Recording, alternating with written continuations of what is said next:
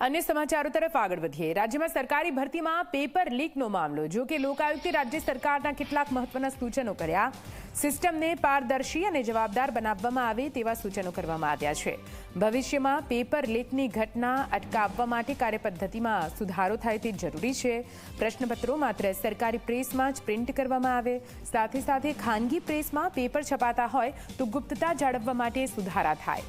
પ્રેસના વ્યક્તિ કે માલિકે કેટલાક માપદંડોને અનુસરવા જોઈએ। નક્કી કરેલા પ્રશ્નોની જાણકારી માત્ર અધ્યક્ષ કે અમુક લોકોને જ હોવી જોઈએ। વિધાનસભા ગૃહમાં લોકાયુક્તે અહેવાલ રજૂ કર્યો, જેમાં તમામ સૂચનો આપવામાં આવ્યા છે। વધુ માહિતી સાથે સંવાદદાતા હિતલ ફોનલાઈન પર જોડાઈ ગયા છે। હિતલ, વારંવાર થતા પેપર લીકની ઘટનાઓ બાદ સૂચનો આપવામાં આવ્યા છે। લોકાયુક્તે અહેવાલ વિધાનસભા ગૃહમાં રજૂ કર્યો છે। કયા પ્રકારના સૂચનો હતા?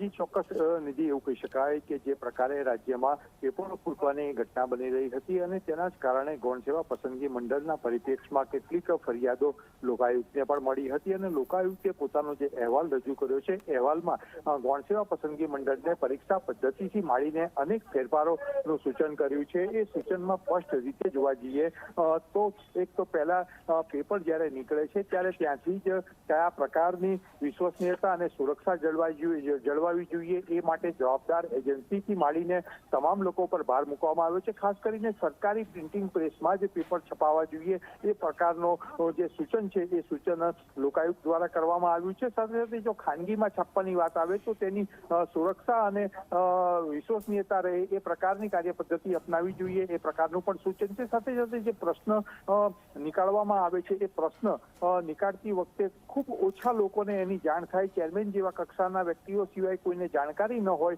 એ પ્રકારનું પણ ધ્યાન રાખવાનું સૂચન કરવામાં આવ્યું છે। તેથી સૌથી વધારે મહત્વનું છે કે મૂળભૂત રીતે પારદર્શક વહીવટ થઈ શકે અને વિદ્યાર્થીઓને પણ ન્યાય મળે એ પ્રકારના સૂચનો આ અહેવાલમાં લોકાયુક્ત દ્વારા કરવામાં આવ્યા છે। જી બિલકુલથી આભાર પૂરી માહિતી માટે। તો વિધાનસભા ગૃહમાં લોકાયુક્ત દ્વારા અહેવાલ રજૂ કરવામાં આવ્યો, જેમાં પેપર લીકની ઘટનાઓ ન વધે અને પેપર લીક જેવો મામલો સામે ન આવે તે માટે જરૂરી સૂચનો અહીંયા કરવામાં આવ્યા છે।